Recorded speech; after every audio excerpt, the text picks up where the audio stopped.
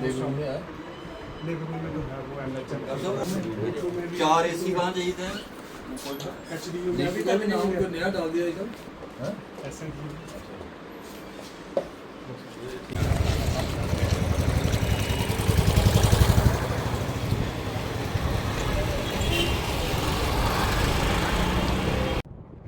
देखिए आज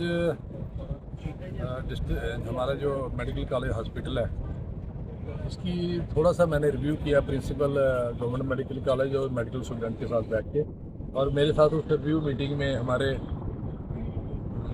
district development council के वाइस चेयरमैन आदरणीय Raghuvendra Singh Bablu ji, president municipal committee Lakhanpur के फॉर्मर प्रेसिडेंट हमारे हरविंदर शर्मा जी, हमारे आईटी सेल के इंचार्ज और बाकी पार्टी के लोग भी थे और परमानेंट सिटीजन भी थे लोग।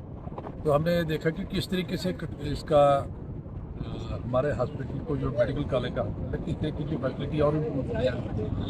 और पिछले 2 महीने पहले हमने एक रोगी कल्याण समिति की मीटिंग अटेंड की थी। उसमें मैंने कोई 20-25 डिसीजन लिए थे, जिसमें लेबर रूम का इम्प्रूवमेंट करनी थी, आर्थो वार्ड में एसी लगाने थे, और उसके बाद लेबर रूम का जो है वॉशरूम वो बड़ा गंदा था, बड़ी उसकी रिपोर्ट्स थी, उसको रिपेयर करना था। गायनी के जो पेशेंट आते हैं उनके लिए वेटिंग शेड बनाना था, और जो हमारे पेशेंट जब इंटर होते हैं उनकी एंट्री होती है, उन दोनों का मेल और फीमेल का इकट्ठे एक ही जगह एंट्री होती थी और बड़ा रश होता था क्योंकि ओपीडी ज़्यादा है जहाँ। तो वो एक हमने डिसीजन लिया था कि मेल और फीमेल दोनों की जो डिसीजन है अलग अलग हो, और उसमें मैंने देखा कि जो 20 डिसीजन में 5-6 डिसीजन इन्होंने इम्प्लीमेंट कर लिए हैं। और आज इन्होंने जो मुझे बताया कि जो मेडिकल रजिस्ट्रेशन का है वो मेल और फीमेल का उन्होंने अलग अलग कर दिया ताकि कंजेशन ना हो, लोगों को फैसिलिटी मिले।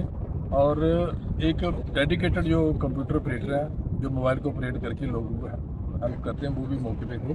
तो इस तरीके से जो आम हमारे अनपढ़ लोग हैं उनको पता नहीं किस तरीके से मोबाइल चलाना, किस तरीके से OTP क्यों लेना, वो सारा अस्पताल के एडमिनिस्ट्रेशन के जो एम्प्लॉइज़ हैं वो फैसिलिटेट करते हैं। जी मैं समझता हूँ बहुत बड़ी बात है हमारे पेशेंट्स के लिए, हमारे लोगों के लिए। और उसके साथ साथ हमने आज मेडिसिन OPD भी देखी, मैंने और हमारे DDC के वाइस चेयरमैन ने और हमारी सारी टीम ने वहाँ देखा कि काफ़ी रश है।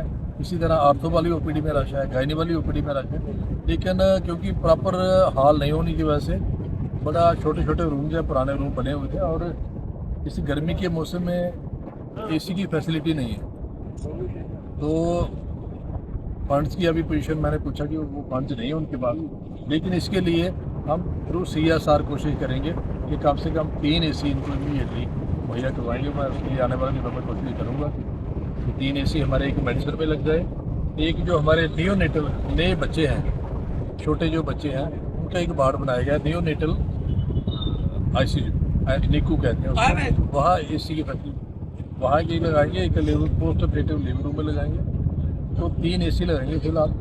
तो बाकी के लिए गवर्नमेंट से हम कोशिश करेंगे ताकि हमारे हॉस्पिटल में और ज़्यादा लोगों को फैसिलिटी मिले, और इसी तरीके से जो डेवलपमेंट है हमारे मेडिकल कॉलेज की और अच्छी हो। सर गायनिक वार्ड में बेड की सुविधा बढ़ाई जाए, एक ही बेड पे 2-2 पेशेंट, 3-3 पेशेंट, सर उसके लिए आप इसके लिए हमारा एक जो इमरजेंसी के ऊपर एडिशनल ब्लॉक बन रहा है, मैंने प्रिंसिपल साहब को अभी कहा कि जैसे वो ब्लॉक बन जाता है तो हमारी मेडिसिन की OPD वो आने वाले दिनों में जहाँ फिजियोथेरेपी ब्लॉक है वहाँ शिफ्ट कर रहे हैं, उससे भी थोड़ी कंजेशन कम होगी। और जो हमारे फिलहाल जो OPD में कंजेशन है उसको रोकने का है, और फिर जब इंडोर पेशेंट्स के वार्ड हैं वहाँ भी आने वाले दिनों में कोशिश करें कि वहाँ भीड़ कम हो, और एक वार्ड में जहाँ 3-3, 4-4 पेशेंट एक बेड पे, उसकी भी कोशिश हमारी है कि उनको भी कम करेंगे ताकि लोगों को फैसिलिटी मिले और जो भी प्रॉब्लम है वो कम की जा सके।